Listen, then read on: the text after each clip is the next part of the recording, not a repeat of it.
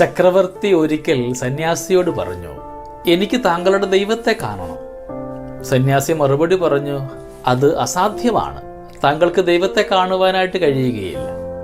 ചക്രവർത്തി ചോദിച്ചു, പിന്നെ എങ്ങനെയാണ് ഞാൻ എൻ്റെ ദൈവത്തിൽ എന്നെ തന്നെ സമർപ്പിക്കുന്നത്? സന്യാസിയുടെ മറുപടി ഇപ്രകാരമായിരുന്നു, ശരി, താങ്കൾക്ക് താങ്കളുടെ ഭാര്യ ഇഷ്ടമാണല്ലേ? അതെ. താങ്കൾ എവിടെയാണ് ഭാര്യയോടുള്ള സ്നേഹം വച്ചിരിക്കുന്നത്? അതൊന്ന് കാണിക്കാം. ചക്രവർത്തി പറഞ്ഞു, വിഡ്ഢിത്തരം പറയരുത്. സ്നേഹം എങ്ങനെയാണ് ഒരിടത്ത് വെക്കുവാൻ സാധിക്കുക? സ്നേഹം ആർക്കും കാണാൻ കഴിയുകയില്ല.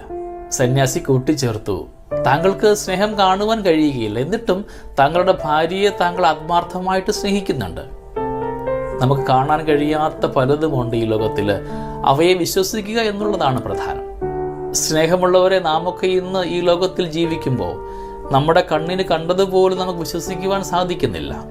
ചില പ്രിയപ്പെട്ടവരോ ചില മാധ്യമങ്ങളോ ഒക്കെ എന്തെങ്കിലുമൊക്കെ സമ്മാനിക്കുമ്പോൾ നമ്മുടെയൊക്കെ ജീവിത അനുഭവം കൊണ്ട് നാം കണ്ടതുപോലും നാം മറന്നു വെച്ചിട്ട് മറ്റുള്ളവർ പറയുന്നത് വിശ്വസിക്കുവാനായിട്ട് നാം ഒക്കെ പരിശ്രമിക്കാറുമൊക്കെയില്ലേ?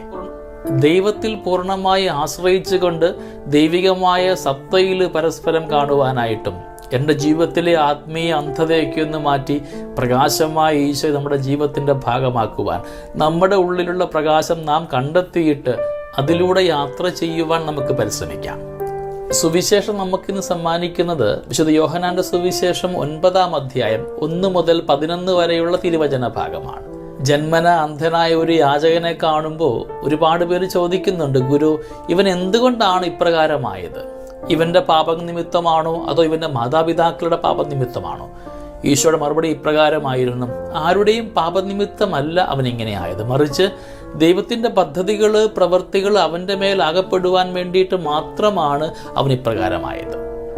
സ്നേഹമുള്ളവർ, നമ്മുടെയൊക്കെ ജീവിത മേഖല എവിടെങ്കിലുമൊക്കെ കുറവുകളുണ്ടാകുമ്പോൾ, സങ്കടങ്ങളുണ്ടാകുമ്പോൾ, നാണക്കേടുണ്ടാകുമ്പോൾ ഓർത്തുകൊള്ളുക, അതെല്ലാം ദൈവികമായ പദ്ധതി നിന്റെ കൂടെ ആകുവാനുള്ള കാരണങ്ങൾ മാത്രമാണ്.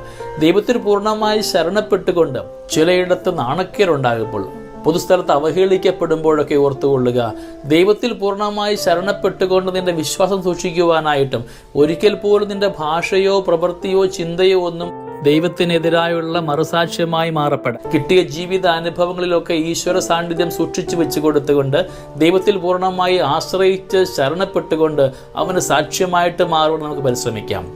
നൈമിഷികമായി ഉണ്ടാവുന്ന അന്ധതകളും കുറവുകളും രോഗബലഹീനതകളും സങ്കടങ്ങളും ഒക്കെ ദൈവത്തോട് ചേർന്നിരിക്കുമ്പോൾ അനുഗ്രഹമായിട്ട് മാറ്റപ്പെടുകയാണ്. നമുക്ക് ദൈവത്തിൽ ആത്മാർത്ഥമായിട്ട് വിശ്വസിക്കാം, ശരണപ്പെടാം. നിന്റെ ജീവിതത്തിൽ നിനക്ക് ആവശ്യമായ എല്ലാ കൃപാവരങ്ങളും ദൈവം സമ്മാനിക്കുന്നുണ്ട്. അവയെ തിരിച്ചറിഞ്ഞുകൊണ്ട് പോകുവാനായിട്ടുള്ള കൃപയ്ക്ക് വേണ്ടി പ്രാർത്ഥിക്കാം. കാണുന്ന കാഴ്ചപ്പാടുകൾക്കപ്പുറത്തേക്ക് ഈശ്വര സാന്നിധ്യം എന്നും ഉണ്ടാകുവാനും ഞാൻ കാണാത്ത ഇടങ്ങളിലും എന്നെ സ്നേഹിക്കുന്ന, എൻ്റെ കരം പിടിക്കുന്ന ദൈവികമായ കരസ്പർശം തിരിച്ചറിയുവാനായിട്ട് നമ്മളെ ഏവരെയും യോഗ്യരാക്കണമേ എന്ന് നമുക്ക് പ്രാർത്ഥിക്കാം. ദൈവം നമ്മളെ എല്ലാവരെയും സമൃദ്ധമായി അനുഗ്രഹിക്കട്ടെ.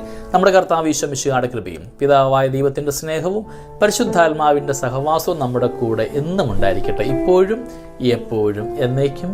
ആമേൻ.